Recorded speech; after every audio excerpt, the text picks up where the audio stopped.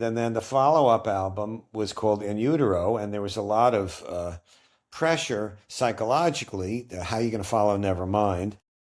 In my opinion, he did an amazing job. I say Kurt, not to disparage Yeah, yeah. Chris Novoselic or Dave Grohl, two brilliant people, and the three of them were Nirvana. But Kurt did write all the songs, played lead guitar, sung, designed the album covers, storyboarded the videos, and made all the decisions. That's just a fact. Yeah. Yeah. No disrespect. Obviously, Dave Grohl did just fine without Nirvana.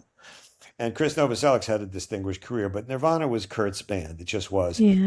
Um, so he like he did with the other album covers, he designed the album cover in Utero, and it had some kind of stylized versions of fetuses on the cover.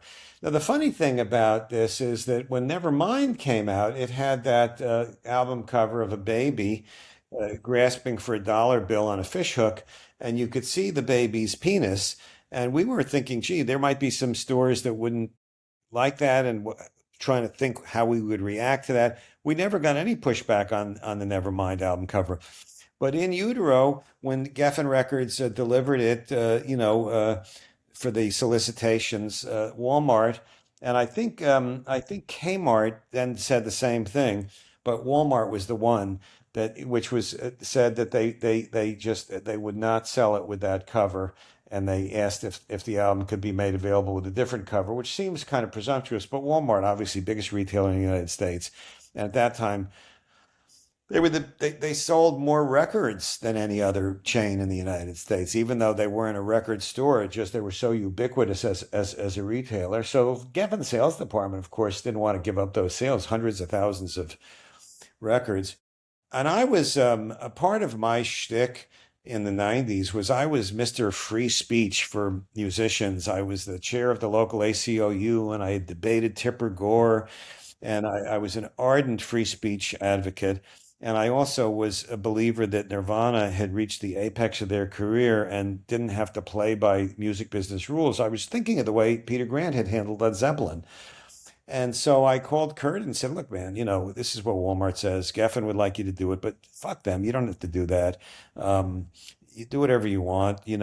People will find your record. If it's not a Walmart, they'll find it somewhere else. Because I'm trying to anticipate his offense at his cover being rejected and show him right away, man, I'm with you. And he interrupted me and he says, Danny, when I was a kid, that's where I bought my records at Walmart. That was the only store that was in driving distance of where we lived. And I want kids like me to be able to get my records. So yeah, it's fine. We'll do a different cover, and I forget what the alternative Walmart cover was to In Utero, but it came out about 4 to 6 weeks later.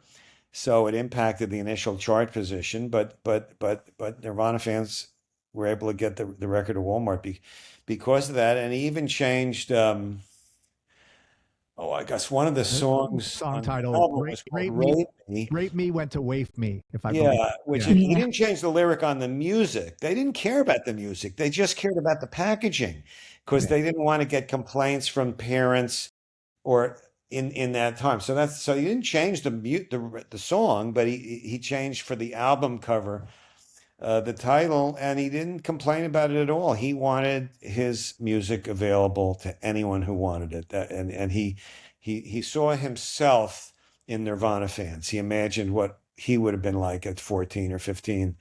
And that just goes to the complexity of his vision.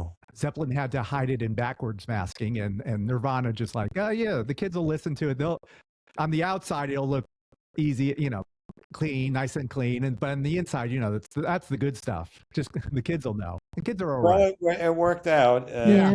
Definitely worked out.